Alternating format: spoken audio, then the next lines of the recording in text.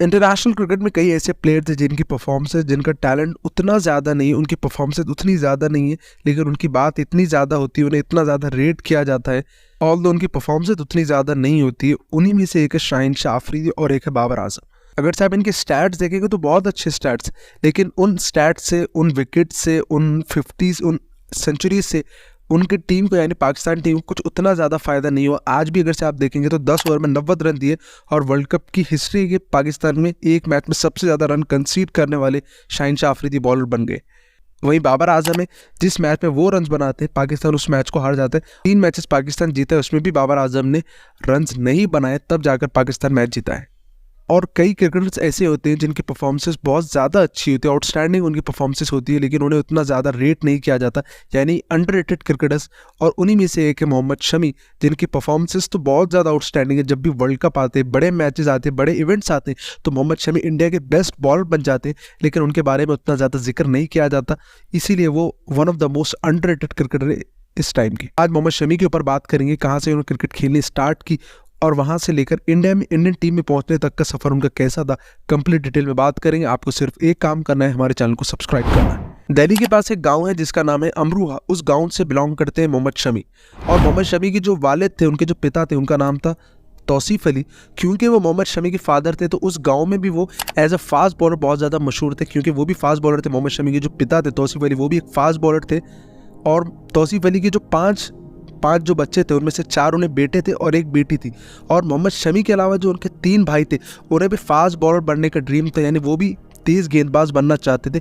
लेकिन उन तीनों के अलावा जो मोहम्मद शमी का जो टैलेंट था वो एक्सेप्शनल था। और अपने बेटे का यही टैलेंट देखकर मोहम्मद शमी के जो वालिद थे तौसीफ अली, उन्होंने अपने गाँव से 22 किलोमीटर दूर मुरादाबाद क्रिकेट एकेडमी में मोहम्मद शमी को इंक्लूड करवाया, वहाँ पर उनका दाखिला करवाया। और वहाँ के जो मुरादाबाद क्रिकेट एकेडमी के जो कोच थे, उनका नाम था बदरुद्दीन सिद्दीकी। और बदरुद्दीन सिद्दीकी जो कोच थे, उन्होंने जब मोहम्मद शमी को नेट में 15 साल की उम्र में जब उन्हें नेट में बॉलिंग करते हुए देखा, तो उनके कोच की अल्फाज है कि जब मैंने उसे 15 साल की उम्र में बॉलिंग करते हुए देखा, तो मुझे उसकी बॉलिंग देखकर ये अंदाज़ा हो गया था कि ये जो बंदा है, ये जो बॉलर है, वो लंबी रेस का घोड़ा है। और उनके कोच ने ये भी कहा था कि बचपन से लेकर, सिर्फ अभी नहीं, बचपन से लेकर जब से वो 13, 14, 15 साल की उम्र से मोहम्मद शमी क्रिकेट खेलते थे एकेडमीज के लिए, क्लब के लिए, तो उसी टाइम से मोहम्मद शमी बहुत ज़्यादा हार्ड वर्कर थे। बदरुद्दीन सिद्दीकी ने जब मोहम्मद शमी के टैलेंट को देखा, वहाँ पर उनकी अच्छी परफॉर्मेंसेस को देखा, तो उनके वालिद को उन्होंने सजेस्ट किया कि आपके बेटे को आप कोलकाता भेजें, वहाँ अगर से वो जाएगा और वहाँ पर मेहनत करेगा तो उसके टैलेंट को जो है उड़ान मिलेगी। और मोहम्मद शमी जब कोलकाता पहुंचे तो वहाँ पर टाउन क्लब नाम का एक क्लब है, उस क्लब के लिए यानी टाउन क्लब के लिए मोहम्मद शमी को सेलेक्ट किया गया। और जब मोहम्मद शमी ने टाउन क्लब के लिए अपनी खिदमत पेश की, वहाँ पर अच्छी परफॉर्मेंसेस दिखाई, तो मोहम्मद शमी को बंगाल अंडर 22 के लिए सेलेक्ट किया गया। और इसके बाद आता है मोहम्मद शमी की लाइफ का टर्निंग पॉइंट, जब उन्हें मोहन बेगान क्लब के लिए भेजा गया, वहाँ पर खेलने के लिए भेजा गया।